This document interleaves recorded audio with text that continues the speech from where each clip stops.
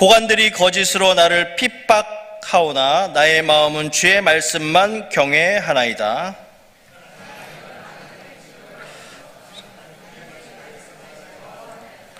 나는 거짓을 미워하며 싫어하고 주의 율법을 사랑하나이다.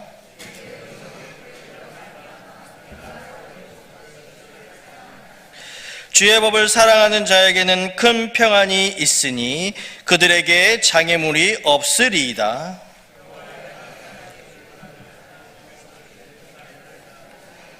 내 영혼이 주의 증거들을 지켜 싸우며 내가 이를 지극히 사랑하나이다. 내가 주의 법도들과 증거들을 지켜 싸우니 나의 모든 행위가 주 앞에 있음이니이다. 아멘. 여러분, 12월이 되면 크리스마스 마켓이라는 것이 유럽과 일본과 같은 곳은 굉장히 발전해 있습니다. 그래서 저도 이탈리아에 코로나 터지기 직전에 2019년 12월에 일주를 한 적이 있는데 거기는 천주교의 본산이기도 하거니와 바티칸을 가보고 아시시의 프란시스가 있는 곳이라든가 밀라노 어디를 가도 성탄 트리 장식, 그리고 독일 같은 경우에는 크리스마스 마켓이 굉장히 발전해서 그거를 팔고 있습니다. 또 일본 같은 경우에도 도쿄나 오사카 같이 큰 도시뿐만 아니라 웬만큼 큰 도시도 다 크리스마스 마켓이 있습니다. 한국은 어디가 가장 발전했을까요? 롯데백화점이나 신세계백화점, 명동, 을지로 본점에 가보면 벽을 성탄절 기분을 굉장히 냅니다. 근데 문제는 뭐가 있냐면 산타크로스하고 루돌프 사슴코 이 녀석은 보이는데 정작 예수님이 안 보여요. 이건 무슨 뜻이냐면 근래 많은 교회들이 복음을 증거하고 선교하면서 정작 예수님은 빠뜨려 버리고 사회복지나 구제 쪽으로 멈추어 있는 문제가 있다는 겁니다. 물론 우리나라에도 인천의 파라다이스 호텔 같은 영종도 있는 곳에서는 1층에 크리스마스 마켓을 지금도 아주 해마다 12월만 되면 화려하게 하고 있습니다. 한 번쯤 가볼 만한 곳이기는 합니다. 중요한 것은 그럼에도 불구하고 이상하게 겉으로는 크리스마스를 강조하고 막 이렇게 성탄절을 좋아하는 것 같지만 무언가 꾸미고 아름답지만 진짜 그 크리스마스의 주인이신 예수 그리스도로부터 오는 평강이 우리 마음에 있는가, 이것을 생각해 보면 우리가 고민이 될 수밖에 없다는 겁니다. 여러분, 지금 가장 걱정하고 있는 게 무엇일까요? 대학생 같으면 지금 기말고사를 보고 있고 마무리 단계에 있습니다. 또 직장인 같으면 한 해를 마무리 짓는 연말 결산을 해야 됩니다. 수익은 얼마고 지출은, 그리고 내년의 계획은 어떻게 세워야 하는가. 한 교회 같아도 올해의 결산과 내년에 2026년도에 예산이라든가 계획을, 목회 계획 같은 것을 짜는 그런 기간이기도 합니다.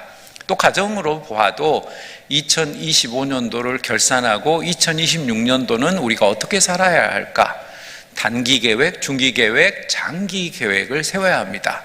이러다 보면 우리에게 뭐가 오냐면 걱정이 슬그머니 옵니다. 또 12월 25일이 딱 넘어가면 26일이잖아요. 그럼 원래 카드를 가격 25일에 막아야 했는데 하루 미뤄졌을 뿐이지 면제되는 건 아닙니다. 그래서 벌써 이때쯤 되면 연말에 카드 값이 이렇게 되는 거죠. 그런 염려, 또 불안, 사업을 하시는 분은 사업하시는 분대로, 직장인은 직장인대로, 각자 나름대로, 학생은 학생대로 걱정과 금심과 염려가 있습니다.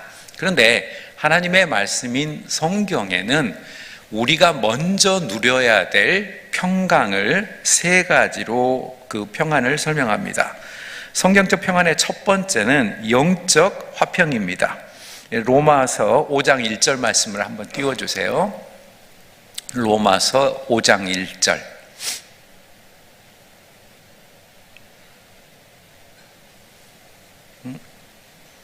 자, 안 나오면 제가 읽겠습니다.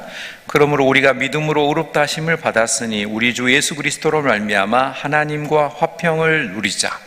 그러니까 모든 화평의 기본은 경제적이고 군사적이고 정치적이고 교육학, 이게 문제가 아니라 하나님과 나 사이가 평강하지 않으면 다른 것들은 언젠가 문제가 되고 맙니다. 아무리 재산이 많아도, 먹을 것이 많아도, 풍요로운 삶을 살아도 하나님과의 평강이 없는 사람은 늘 쫓기는 것처럼 불안하다는 겁니다.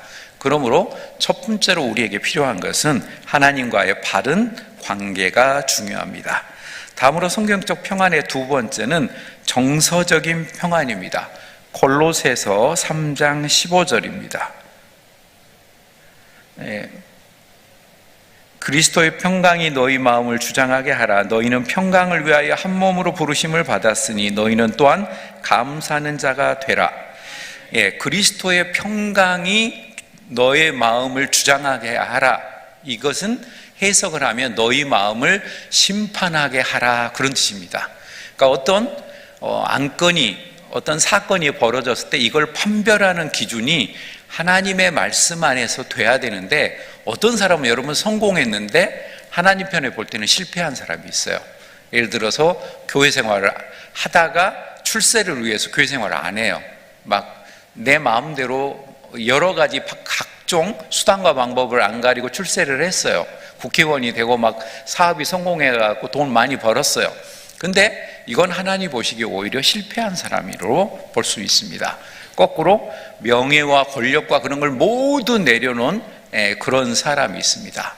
헨리 나우엔 같은 사람은 하버드 박사로서 또 교수로서도 활동하던 사람인데, 장애인 데이 브레이크라고 하는 장애인 단체에 가기 위해서 사실 자기도 좀 떨렸답니다. 그 모든 명예, 아이비리그에서 알아주는 하버드대 내가 교수라고 하는 것을 내려놓고 장애인 단체에 가서 내가 봉사활동을 한다는 것은 명예와 지위와 경제적인 모든 것을 내려놓고 가는 건데, 근데 하나님께서 그렇게 이끄셨어요. 근데 놀라운 것은 헨리 나우엔이 그곳에 가서 깊은 명상과 성찰을 통해서 지금도 많은 그리스도인에게 영향력을 크게 주는 수십 권의 책을 저술할 수가 있었습니다. 오히려 장애인들하고 함께 있으면서 내가 세상에 줄 수 없는 진정한 평강과 정서적인 평안을 얻었다는 겁니다. 여러분, 우리가 흔히 교회에 사랑이 없다, 사실은 내 마음에 사랑이 없으니까 교회에 사랑이 없는 것처럼 보이는 거고요.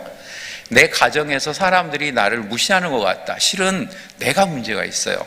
내 아내든 남편이든 자녀든 부모님이든 내가 사랑하는 마음이 있고 내가 먼저 섬기면 되는데 나를 안 알아줘. 그러니까 섭섭한 거예요. 이건 가정에서나 교회에서나 직장에서나 공통되는 겁니다.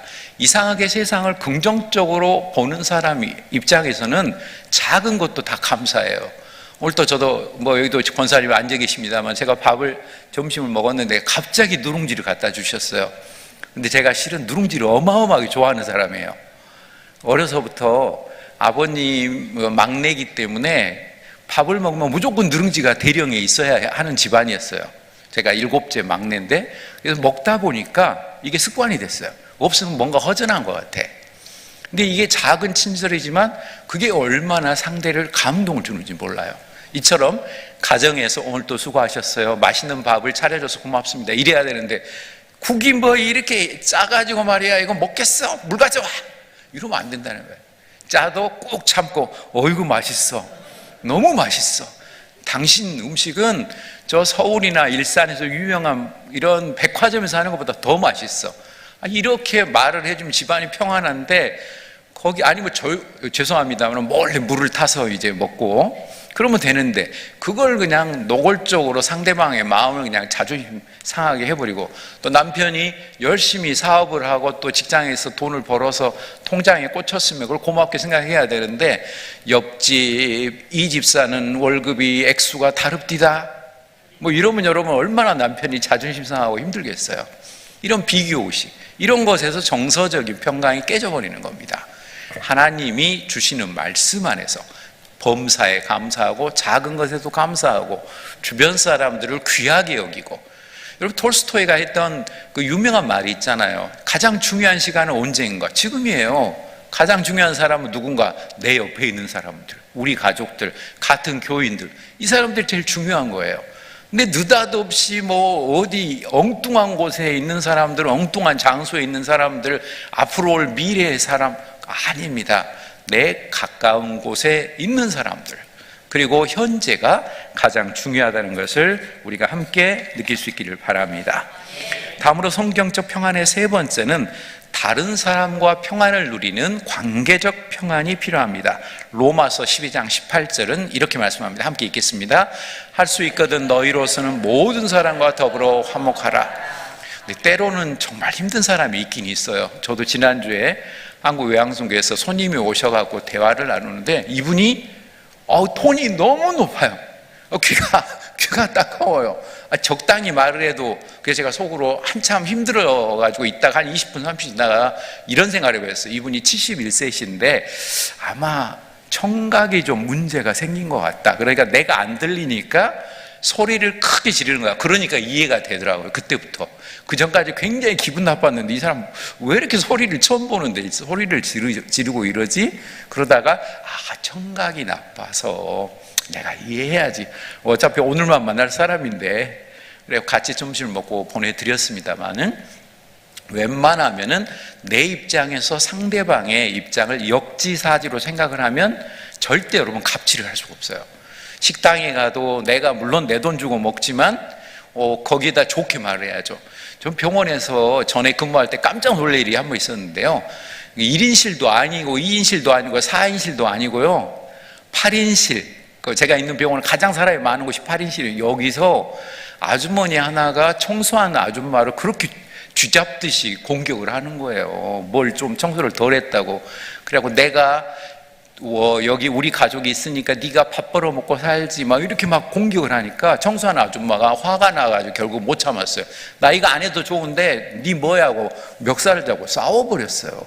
어떻게 해요? 그걸 간호사 시켜갖고 말리느라고 아주 고생을 했는데, 여러분 그렇게 너무 상대를 공격하면 상대도 못 참는 거예요. 이렇게 주변 사람하고 관계적 평안을 할 때 우리는 진정으로 평강을 느낄 수 있습니다. 예수님은 십자가를 지시기 전에 요한복음 14장 27절에서 이렇게 말씀하셨습니다. 함께 읽겠습니다. 평안을 너에게 끼치노니 곧 나의 평안을 너에게 주노라. 내가 너에게 주는 것은 세상이 주는 것 같지 아니하니라. 너희는 마음에 근심하지도 말고 두려워하지도 마라. 자, 거꾸로 읽어볼게요. 내가 두려워하고 내가 근심도 해요, 마음에. 왜 그렇죠? 예수님이 주신 평안이 내 안에 없기 때문에 그래요. 역으로 읽으면 성경을 그런 뜻입니다. 그러므로 내 마음에 예수님이 주신 평강을 늘 허락해 주시라고 기도하고 그 자세로 살아간다면 내가 두려워하지 않고 세상 속에 살아갈 수 있게 될 것입니다. 자, 그러면 오늘 시편 119편 161절 이하에 나오는 영적, 정서적, 관계적 평강을 구체적으로 얻을 수 있는 5가지 방법은 무엇일까요? 우리가 완전한 평안을 얻을 수 있는 5가지 방법 중에 첫 번째는 하나님과 조화를 이루고 살아가며 하나님께서 우리에게 말씀하신 것을 행할 때 평안이 옵니다. 시편 119편 165절, 혹시 165절 다시 보여줄 수 있나요? 165절, 함께 읽겠습니다. 주의 법을 사랑하는 자에게는 큰 평안이 있으니 그들에게 장애물이 없으리다. 그래서 주의 법은 구약과 신약의 하나님의 말씀인 성경입니다. 여러분, 성경이라고 하는 것은 왜 제가 성서라고 표현을 안 하냐면, 성서는 한 권을 의미하는 그런 권이라면은 성경은 실은 수십 명의 저자가 수백 년 동안에 편집을 해서 성령의 감동으로 그 각각을 해서 교회의 회의에서 구약 39권, 얌리아 회의, 또 신약 또 27권을 공의회에서 인정을 한 거예요. 성령의 감동. 이거를 우리가 성경을 인정하자. 그래서 모아서 만든 한 권의 경전이다. 모았다, 그런 뜻에서 더 바이블을 성서라는 것보다는 성경이라고 말을 하는 것이 더 옳다는 겁니다. 그래서 하나님께서는 각자 저자의, 성경 저자의 독특한 개성과 실력 차이도 있었겠지만 그럼에도 불구하고 하나님의 말씀으로 이끄시고 있는 것을 보죠. 여러분, 우리가 볼 때 신약 성경이 똑같아 보이지만 헬라어 원문으로 보면요, 그게 코인의 헬라어라는 걸 썼는데 그 당시 마가복음이 죄송하지만 굉장히 좀 평범한 글자예요. 거꾸로 누가복음하고 사도행전은 좀 고급 언어를 많이 썼어요. 그렇게 같은 헬라어도 똑같습니다. 우리도 그러지 않습니까? 북한 말투로 하면 뭐 잘 있었냐는 말을 잘 있음둥하고 뭐 하고, 우리 표준어로 하면 잘 있으셨어요? 이렇게 하는 것처럼 이 헬라어가 우리 번역에서 그렇지 이 차이가 있다는 겁니다. 근데 중요한 것은 하나님과의 이 조화를 이룰 때, 하나님께서 우리에게 말씀하신 그 안에 있을 때, 즉 성경은 우리 삶의 안내서이고 참고서적 전도가 아니라 우리의 유일하고 정말 중요한 교과서입니다. 여러분, 수능 1등 난 학생들의 대답이 뻔하잖아요. 어떻게 공부했어요? 교과서를 열심히 공부했어요. 그게 답이잖아요. 우리 그리스도인도 마찬가지입니다. 하나님 말씀인 성경을 열심히 공부한 사람이 모범생이고 이렇게 훌륭한 장학생이지, 느닷없이 뭐 이단 사이비 종파의 뭐 신천지 교주가 쓴 책을 봤다거나 통일교 누가 쓴 원리강론을 봤다거나 그랬다고 그 사람이 장학생이 절대로 될 수가 없는 거예요.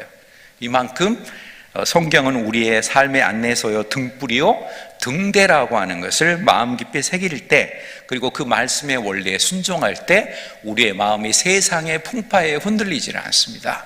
여러분, 텔레비전을 보고 스마트폰을 보고 인터넷을 보면 우리가 흔들릴 수밖에 없어요. 별별 소문이 막 다 터지잖아요.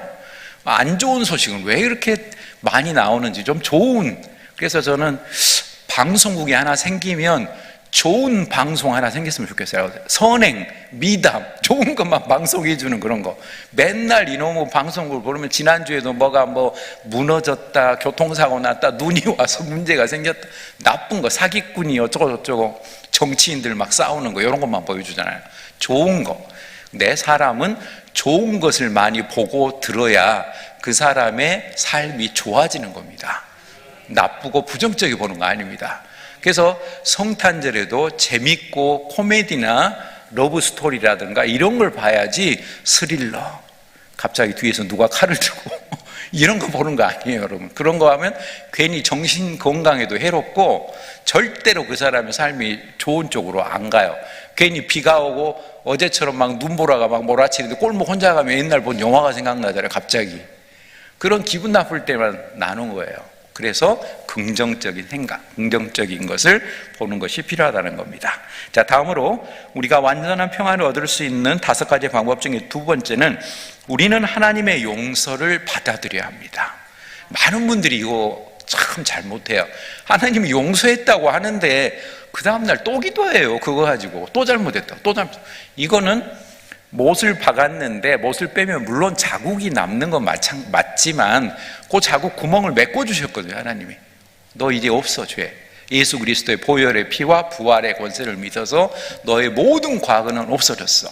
그런데 자꾸 과거를 공격하는 게 누구냐면 사탄과 마귀와 귀신의 특기입니다. 너 별 볼 일 없잖아.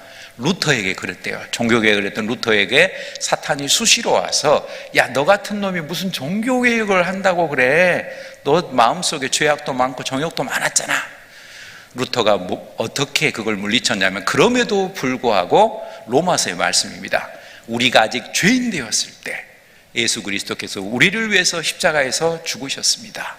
로마서 5장 6장에서 계속해서 강조해요. 우리가 아직 연약할 때, 우리가 아직 부족할 때 예수 그리스도께서 우리를 위해서 십자가에서 죽으셨습니다. 성도 여러분, 이걸 잊어버릴 때 자꾸 이단 사이비 종파들의 특징이 뭐냐면요, 예수 그리스도의 보혈의 권세와 부활의 능력 갖고는 안 된다는 거예요. 자기들이 교주가 하는 뭔가 특별한 방법이 추가로 플러스 알파가 있어야 된다. 이게 이단 사이비들의 공통점이에요. 그래서 사람들에게 그런 것 갖고 막 공격을 하거든요. 전도에 뭐 몇 명을 해와야 된다는 둥, 헌금을 얼마 해야 된다는 둥, 우리 뭐 교회를 위해서 얼마 뭘 해야 된다는 둥, 이런 인간의 공로적이고 행위적인 것을 막 강조하는 겁니다. 그 어떤 것으로도 하나님을 만족시킬 수 없습니다. 그리고 저를 포함하여 누구도 예수 그리스도의 보혈의 권세와 부활의 능력을 의지하지 않고 하나님께 갈 사람은 로마서에 의하면 아무도 없습니다. 애초에 없어요. 불가능한 방법이에요. 유교, 불교, 무속신앙 어떤 방법으로도 불가능해요. 오직 십자가의 보혈과 부활의 권세. 그러므로 우리가 하나님의 용서를 철저하게 경험해야 됩니다. 구약 미가서 7장 18절을 보면 이런 말씀이 있어요. 함께 읽겠습니다. 주와 같은 신이 어디 있으리까? 주께서는 죄악과 그 기업의 남은 자의 허물을 사유하시며 인애를 기뻐하심으로 진노를 오래 품지 아니하시나이다. 성도들이 새신자 때 가장 크게 오해하는 것 중에 하나가 구약의 하나님은 진노의 하나님이고 신약의 하나님은 사랑의 하나님이다. 아니에요, 여러분. 구약의 하나님도 사랑의 하나님이고 신약의 하나님도 사랑의 하나님입니다. 아담과 하와가 쫓겨날 때 하나님이 그냥 쫓아내십니까? 가죽옷을 입혀서 쫓아냈다라고 하세요. 애들이 얼마나 추울까? 밖에 나가면 춥지 않도록 가죽옷을 입혀서 보내세요. 아브라함이 믿음으로 의로운 다음에 하나님께서 그에게 복을 주셨나요? 아직 의롭지 않을 때 복을 주셨나요? 창세기 15장 6절을 보면 그때는 아직 아브람이었을 때요, 아브람이 하나님을 믿으니 이를 그의 의로 여기시고, 아직 십계명도 없었어요. 율법도 없었어요. 하나님이 그냥 하나님을 믿는다고 그것을 의롭게 봐주신 거예요. 그리스도인이 의인이라는 것은 진짜 의로운 사람이 됐다는 게 아니라, 의로 의자가 아니라 인정할 의롭다고 인정함 받은 거예요. 이것을 자꾸 잊어버리면 여러분, 자꾸 우리가 공로주의적인 그리스도인이 되려고 바뀝니다. 내가 하나라도 지키고 1분이라도 교회 늦으면 안 되고, 물론 안 늦고 일찍 오는 분을 저도 권장합니다만은, 그러나 너무 율법적으로 사람이 매이게 되면 헌금을 내가 예를 들어서 11조를 얼마 앞자리는 제가 빼고 뒤에가 2,000원이 남았어요. 근데 내가 1,000원짜리가 없어. 1,000원만 11조로 했어. 1,000원을 덜 했어. 11조를. 어떡하지? 하나님이 나 이거 100만 원으로 보복하시면 어떡하지? 이러면 안 된다는 거예요. 그렇게 쫀쫀한 하나님으로 내 마음이 쫀쫀하니까 하나님을 자꾸 쫀쫀하게 만드는 거지, 하나님은 그런 하나님이 아닙니다. 섬세하시고 크시고 내가 원하는 것보다도 훨씬 큰 복과 능력으로 인도해 주신 하나님, 내 모든 죄악을 사해 주는 하나님으로 믿으시기 바랍니다. 다음으로 우리가 완전한 평안을 얻을 수 있는 5가지 방법 중에 세 번째는 우리와 함께 하신 하나님께 초점을 맞추고 살아야 합니다. 이사야서 26장 3절은 말씀합니다. 이사야서 26장 3절.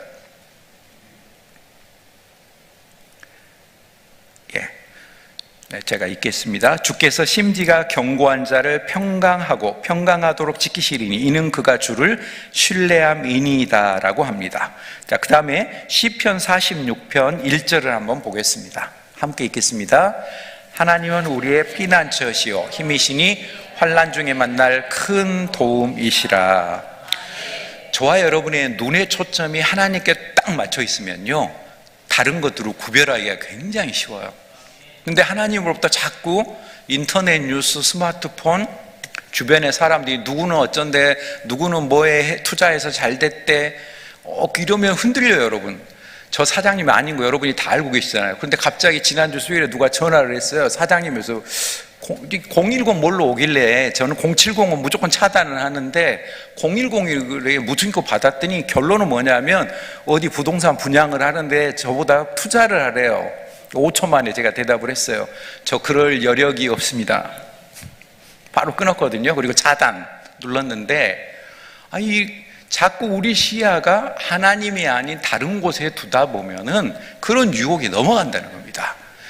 그래서 보이스 피싱이 성공하는지도 몰라요. 우리 마음에 있는 욕심과 불안한 마음을 공격을 해서, 당신 딸이 우리 손에 있는데 2천만 원 빨리 안 넣으면 어떻게 잘못될 수도 있어? 그거 알아봐야 될 거 아니에요, 전화해서. 그랬는데 그런 확인도 안 하고 그러다 보니까 보이스피싱에 걸리게 되는 겁니다.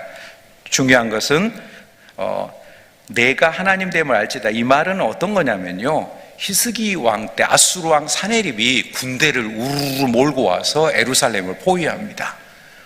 예루살렘이 곧 무너지게 생겼어요.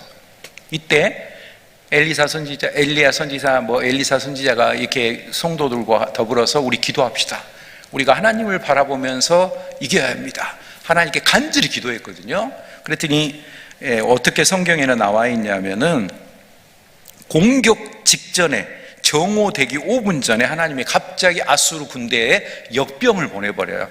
그리고 그때 얼마가 죽었냐면 18만 5천 명이 죽어버려요. 순식간에. 이게 하나님의 권능입니다. 와, 이 정도면 우리가 놀래야 되는데 여러분이 안 놀래는 거는 너무 믿음이 좋으셔서 그렇죠? 왜냐하면 이 우주를 창조하시고 이 넓은 우주를 역사를 주관하시고 하나님에게는 1억 년이 아무것도 아니라니까요. 자꾸 하나님에게 1억 달라고 하지 마세요. 하나님이 그러면 1억 년만 기다려라 그래 버리는 수가 있기 때문에 이게 참 이렇게 하나님만을 바라본다는 거, 이게 우리 믿음에서 평강을 누릴 수 있는 방법이라는 겁니다. 우리는 스트레스를 완전히 극복할 수는 없습니다. 그러나 적어도 예수님께서 약속하신 것처럼 한쪽에 예수님이 계시고 또 한쪽에 내가 있는 멍에를 같이 매는 소처럼 예수님이 우리의 짐을 적어도 함께 져주십니다. 그렇다면 내가 부족한 대로 10%밖에 나 힘이 없으면 하나님 저 10%밖에 없어요. 90% 좀 책임져 주세요. 이러면 되는 거죠. 뭐 자존심이 어디 있어요 하나님에게. 내가 1%밖에 없으면 1%밖에 힘이 없어요. 오늘은 99% 하나님이 도와주셔야 되겠어요. 그러면 하나님께서 우리를 감당해 주십니다. 바로 그걸 믿는 사람이 어린아이와 같이 순수하게 하나님을 믿는 믿음으로 승리하게 될 것입니다. 다음으로 우리가 완전한 평안을 얻을 수 있는 5가지 방법 중에 4번째는 나를 향한 하나님의 인생 목적을 온전히 신뢰해야 합니다. 잠언 3장 5절로 6절을 함께 보겠습니다. 너는 마음을 다하여 여호와를 신뢰하고 내 명철을 의지하지 말라. 너는 범사의 그를 인정하라. 그리하면 내 길을 지도하시리라. 여러분, 상식이 중요합니다. 상식대로 살아가는 게 필요한데요. 그런데 인생에서 정말 중요한 것은 때로는 상식보다도 하나님의 말씀인 성경과 성령의 인도하심을 받을 때 그때가 오를 때가 세상에 생각 외로 많아요. 지나놓고 보면은 얼마나 하나님께서 은혜 가운데 2025년도 1월부터 12월 중순 여기까지 우리를 인도해 주셨을까요? 이것만 생각해봐도 벌써 감사하죠. 매일매일처럼 감사한 마음이 우러나게 됩니다. 여기서 특별히 범사의 길을 인정하라. 그러면 내 길을 지도하시리라. 여기 지도하시리라는 이 약속을 NIV 영어 성경에서는 내 길을 곧게 하시리라 이렇게 번역했습니다. 우리가 범사의 하나님 인정하면 내 길을 곧게 인정해 주신다는 약속입니다. 거꾸로 내 명철을 의지하며 문제가 돼요.